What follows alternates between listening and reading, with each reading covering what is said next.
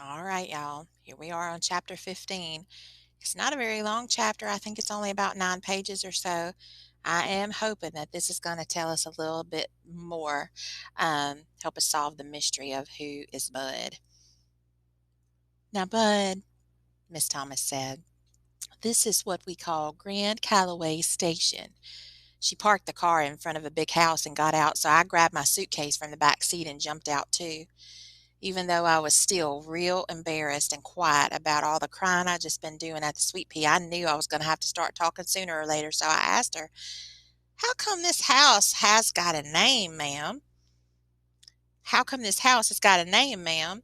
She said, Mr. Calloway said a long time ago that there were so many different people in and out of here at so many different hours of the day and night that it reminded him of that train station in New York City, Grand Central Station. The name kind of stuck. As soon as we got inside, Miss Thomas said, I'll show you around the place tomorrow. Tonight it's late and we're all pretty tired. So I'll take you right up to where you're going to be sleeping. I followed her up a suitcase, I'm tongue tied today. I followed her up a staircase and we walked down a hall. Miss Thomas opened a door and we went in. On one side there was a bed and a window with some curtains, and on the other side were two little doors. Sitting in the space between the two doors was a chair and a little table like the kind you see in the moving pictures that women use to put lipstick on. It had a long, skinny drawer that went across the bottom, had a big round mirror stuck right on top. Next to the bed, there was a little table with a lamp that had a picture of a skinny little black horse right in the lampshade. Miss Thomas turned on the lamp and the horse got all bright. Now I could see he was brown. Miss Thomas said, we're going to have to talk to Mr. Calloway about where you can put your things, Bud. I don't think you'll be able to fit anything in those closets. She pointed at the two little doors. There are a lot of old things in there that he really needs to clear out. For now, just put your suitcase in there. Put your suitcase there. She pointed at the table with the mirror on it. I said, yes, ma'am. Thank you, ma'am. She smiled and said, okay, I guess that's it. The first door in the hall on the left is my room. The second door is Mr. Calloway's, and the door on the right is the bathroom. Do you think you'll be all right? I would, except that those two little doors were starting to make me nervous. They looked like they were just the right size for a young Frankenstein or wolf man to come busting out of once all the grown folks left the room. And since there was only one chair in the room, I wouldn't be able to block both of the doors off. I said, I'll probably be okay, ma'am, but there's one thing I'm wondering about. What's that, sweetheart? I pointed at the doors and said, are those locked?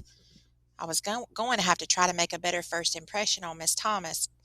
She had to think I was pretty babyish, what with me crying my eyes out before and now being scared of some little monster-sized doors. She laughed and said, I don't think they're locked, Bud. There's nothing in there but girls' clothes and toys. I said, won't the girl get mad if she comes back in here and I'm sleeping in her bed? Miss Thomas waited a second like she had to think. She finally said, no, Bud, I don't think you have to worry about that. She's gone. Uh-oh. That was two things to get nervous about in one sentence. The first thing to worry about was rules and things number 547 or something. That was the one. The first thing to worry about was rules and things number 547 or something. That was the one about when an adult tells you don't worry. The second bad thing was Bud Caldwell's rules and things to have a funner life and make a better liar out of yourself, number 28. That was a real short one. Rules and things number 28, gone equals dead. I don't know why grown folks can't say someone is dead. They think it's a lot easier to say gone. That meant I was going to have to spend the night in the room of a little dead girl. That meant I wasn't going to be getting much sleep at all. I could jam the chair up against the one door's knob, and I'd have to scooch the table with the mirror over up against the other one. I don't buy it when people tell you that closets are the only way a ghost or monster can get into your room. Shucks, I bet you they got ways to come up from under your bed, or if they want to get you at you real bad, I bet they can even slide out of a drawer that you think is shut good and tight. Miss Thomas said, I'll see you in the morning.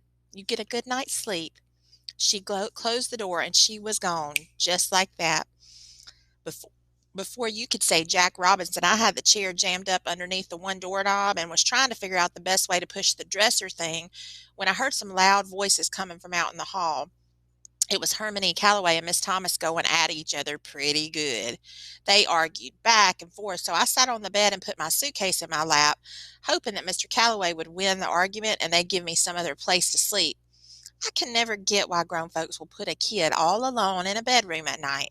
It's just like they give the ghost a treasure map, and instead of there being a big pot of gold where X marks the spot, there's some poor kid that's sound asleep. The door banged open, and Hermione Calloway stood there huffing and puffing like the big bad wolf. Only with his belly, it looked like he'd already eaten the three little pigs. I wasn't too worried because I could see the toes of Miss Thomas's shoes in the doorway. Hermione Calloway looked at me sitting on the bed and rushed over to the first little closet door. With one mighty huff, he swiped the ghost blocking chair away and stuck a key in the lock. Then he stomped over to the other closet door and locked it too. He kind of whispered so Miss Thomas couldn't hear. You got the rest of 'em, fool, but not me. There's something about you that I don't like. I'm going to find out what your game is, and you believe me, scamp, you're going back where you belong. He stuck the key back in his pants pocket, walked out of the room, and slammed the door. The door wasn't even done shaking from being slammed so hard when it jumped open again. Hermione Calloway pointed a finger at me and said, And you better not do any snooping around this room or anywhere else in this house. I know where every single thing belongs, and I can tell you right away when something's missing.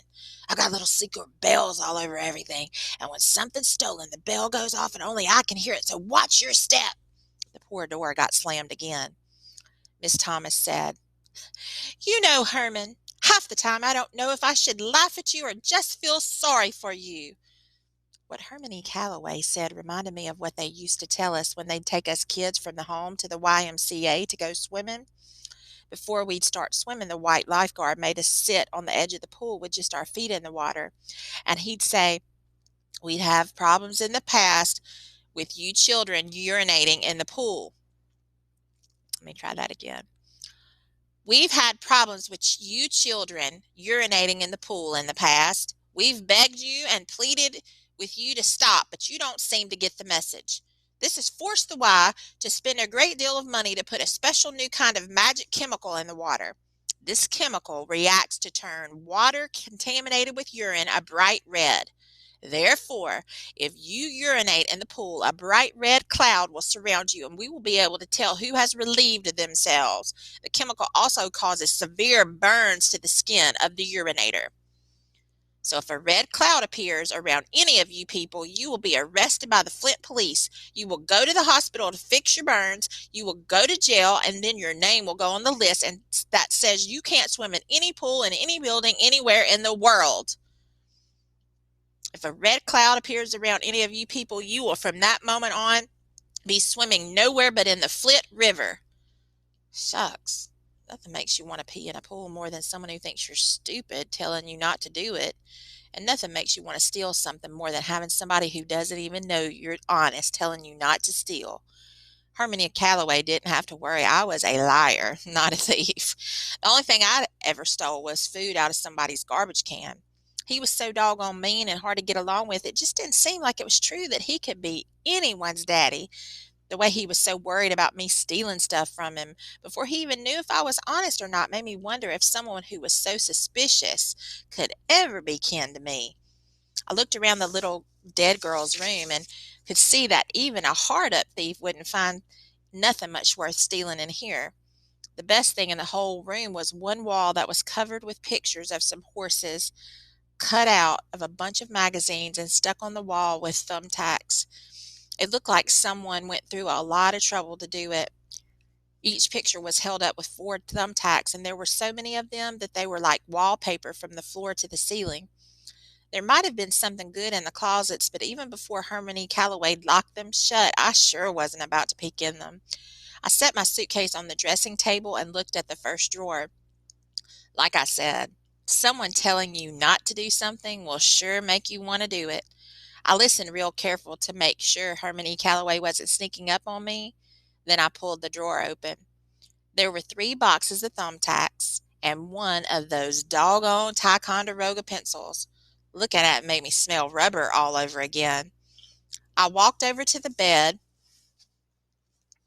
Whoops, turn off the walkie-talkie. I walked over to the bed and sat on the edge and flopped back into the mattress. Man, it was the softest thing I'd ever felt in my life. I rubbed my arms up and down on the blanket and pulled the pillow out and put it underneath my head. The bed had 2 sheets on it, just like Toddy Boy's. It was strange. Even though this was the bedroom of some little girl who'd kicked the bucket, I wasn't feeling scared or nervous at all. I took in a deep, deep breath, and it felt like I was sleeping with my own blanket wrapped around my head. I took in a couple more breaths, and I could hear Mama starting to read another story to me. I wanted to climb under the covers to see what it felt like to sleep with 2 sheets, but before I could even move, whoop, zoop, sloop, I was sleeping like a dead man. The last thing I remember hearing was, "Not me," said the horse. "Not me," said the sheep. "Not me," said the werewolf. I knew I was going to have a great sleep because even though a monster had gone and snuck itself into the story, I didn't care. Nothing could hurt me now. Hmm, pretty interesting. That was chapter 15. So even though it wasn't somebody who came and talked, we were introduced to a new character in this chapter, um, somebody who's not there. So a little girl who lived in this room.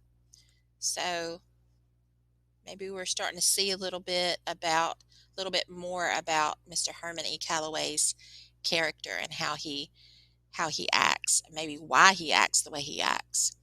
All right. Well, I enjoyed chapter 15, and I'll be back with you soon for chapter 16. Stay warm out there. Bye.